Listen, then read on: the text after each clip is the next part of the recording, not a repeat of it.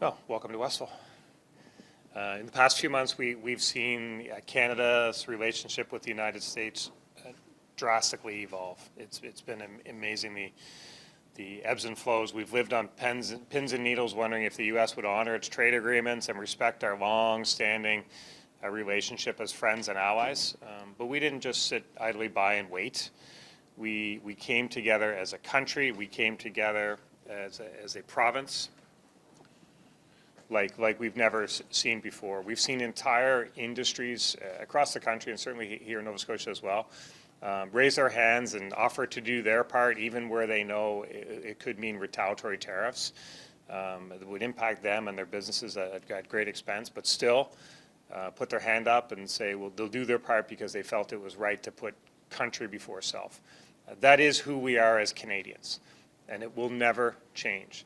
And today we know with the President's announcement last night that some Canadians are taking a breath and some are still being impacted. But well, it appears that Canada will not have been hit with the worst case scenario in terms of tariffs. Thousands of Nova Scotians will still be impacted by the announcement.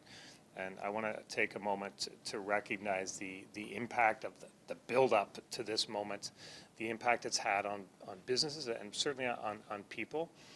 The entire experience the last few months has been a significant drain on people's mental health. And thousands of Nova Scotians and Canadians are exhausted by the stress of dealing with the uncertainty and the instability, and we recognize that, we see that as a province. We know we'll try to be there to support people through that. We'll do whatever it takes to protect Nova Scotians and our economy.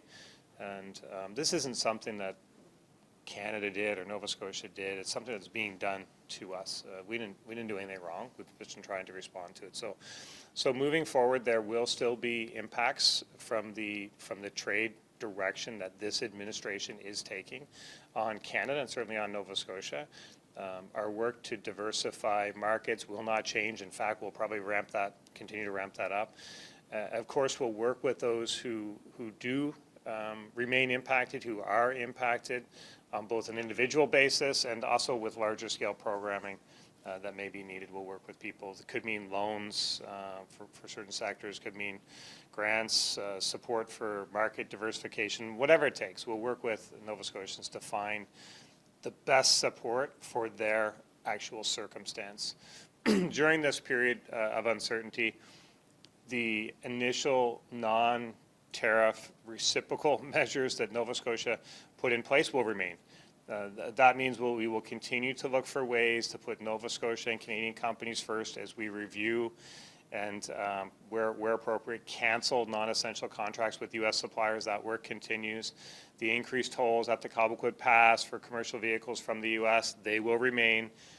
American alcohol will remain off the shelves at the Nova Scotia Liquor Corporation stores. All those things will remain.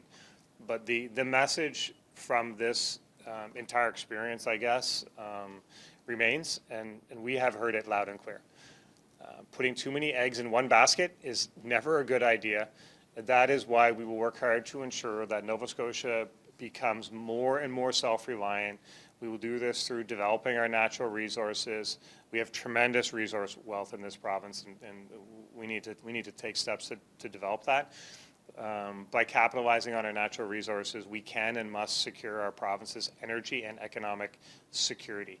We will work on those things. We will move those forward. We will continue to lead the country on removing interprovincial trade barriers. We passed a first-of-its-kind law to help remove interprovincial trade barriers and improve labor mobility. I expect that we will see other provinces and jurisdictions signing on over the next couple of weeks to that. I do want to take the opportunity to thank Prime Minister Carney for his leadership. It's not been an easy time for our country or for our people, and I certainly appreciate the efforts of the federal government in that respect. The approach seems to be working. We've collectively noticed, I think, a change in attitude, certainly from the administration. I think that's a good thing, and I thank the federal government for that. I remain committed to Team Canada. and the people of Nova Scotia, we will be ready no matter how this relationship evolves in the future. But I know that the strength of our long-term friendship with the United States will ultimately prevail. It has survived wars and depressions and all kinds of highs and lows, and it will certainly survive this administration going forward. We're stronger as a nation when we stand together, and that's where I stand on Team Canada. So I'm committed to supporting Nova Scotians and Canadians through this, but happy to take any questions. Is there anything new putting in from yesterday's announcement from the U.S. that can directly affect Nova Scotia further than previous tariffs? Look, it's a fluid situation for sure. We're continuing to assess the actual impact of the announcements that were made yesterday. So the initial understanding is that some of our major industries have been spared new tariffs. The ones that had been put in place before are still there, and certainly the Chinese tariffs also having an impact on Nova Scotia. But in terms of the announcement yesterday, there doesn't appear to have been any new bad news, let's say. But we are still where we are. So seafood, tires, lumber, which we think is high relief in some provinces. Is that the case?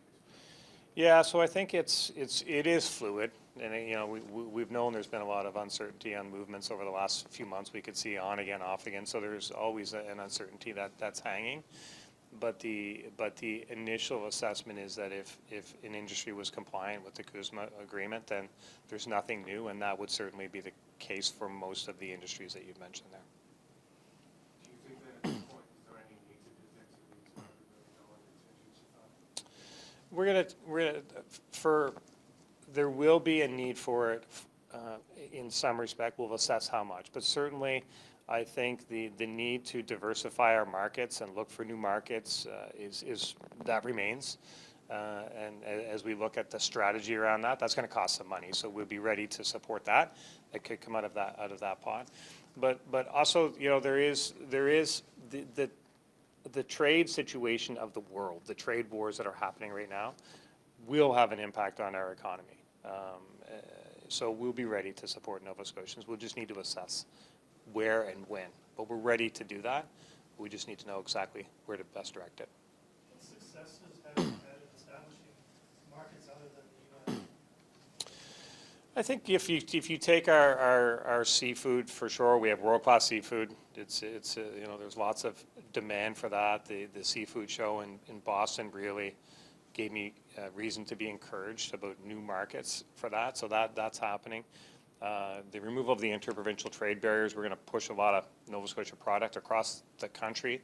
We'll focus on making sure that the good people of Alberta and in the West have some lobster and seafood on their plates as well. So we'll focus on that. But I think the U.S. market has been a convenient market in many ways, but there are other markets too, and we just need to go and find them, and that work is happening.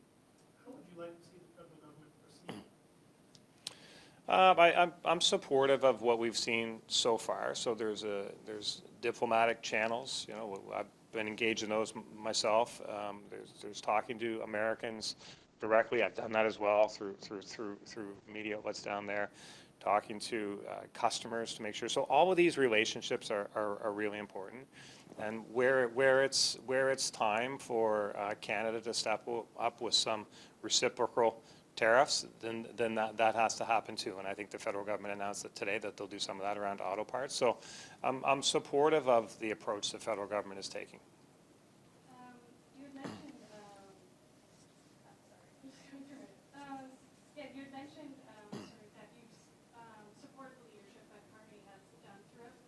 Are you putting your support behind him? I know that he's involved in election campaign.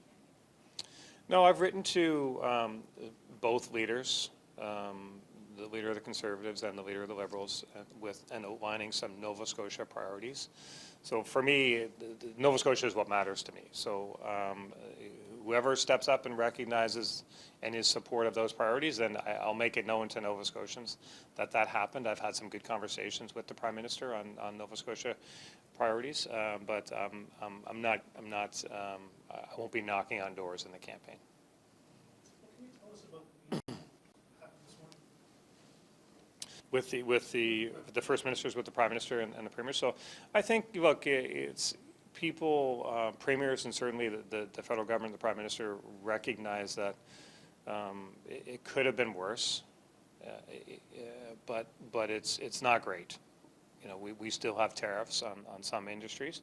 And what's bad for what hurts one part of the country hurts the entire country. So we all recognize that the situation in the auto sector is not a good thing for our country. So we're all supportive of Ontario and auto workers in general, how we can support them. So that's a part of it for sure. But I think there's just there's a lot of the Team Canada approach is still well intact.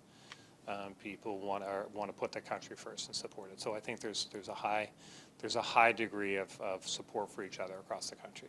Bringing on resource extraction, you alluded to it, the government's asked the municipalities to signal their support for resource extraction, but not all of them do. What's your reaction to that? I think we're blessed in Nova Scotia with incredible natural resources, whether it's the wind, the water, underfoot, critical minerals, gas. So we have access to incredible natural resources that many other jurisdictions would be envious of, but we haven't moved forward on them.